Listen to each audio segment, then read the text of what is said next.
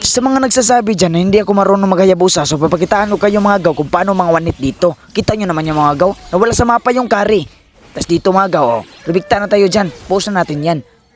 At dito mga gaw, ramdam ko na may Eudora na paparating. Tas dito mga gaw, inabangan ko at inultihan. At bigla siyang napaplaycare mga gaw at nadamay pa tong Minotaur. At pagkatapos dito mga gaw, bala ko sana to patayin si Ruby. Pero grabe mga gaw, hindi ko akalain yung damage niya dito. Grabe yan mga gaw, nawala kami sa mapa. At dito guys, naglord na lang ako. Tapos nabigla ako dito mga gaw sa galawan ni Mino. Tingnan nyo mga gaw. Oh, buti na lang talaga nakuha ni Hanabi dito yung Lord. Tapos dito mga gaw, sumit siya at napais-is ako. Tapos nakuha pa din ni Hanabi. Tapos dito mga gaw, biglang nag-sit yung Tigreal namin. Napakagandang sit mga gaw at nagka-kill pa tayo dito. Tapos naisahan pa natin to Ruby. At pagkatapos kung kunin yung red buffs ng kalaban mga gaw, nakita namin si Kari. Tapos binigyan na ni Gatot. At dito guys, napakaangas ni Mino. Nag-sit siya na siya lang mag-isa. Tapos napitas ko siya mga gaw. Tapos dito pumasok na kami. Napakaswerte ng mage dito mga gaw kasi hindi ko naabutan. Tapos dito nag-back muna kami mga gaw, parang alanganin eh.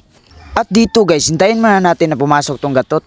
Oh, tignan nyo mga gaw. Oh, ang lalim ng ranger nila. Matik yan. Papasukin natin yan mga gaw. Tapos dito nag-sit na sila. Grabe yung galawan ni Gatot dito. At nalasit pa natin yung kalaban.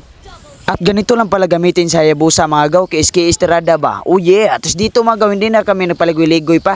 Pinakitaan ko na malakas na galawan dyan mga top barangay mga gaw. Tapos dito mga gaw, sa nagsabi dyan mga gaw na hindi tayo marunong mag-Hayabusa, kay Estrada natin dyan mga gaw. Tapos dito napatipi na yung bida.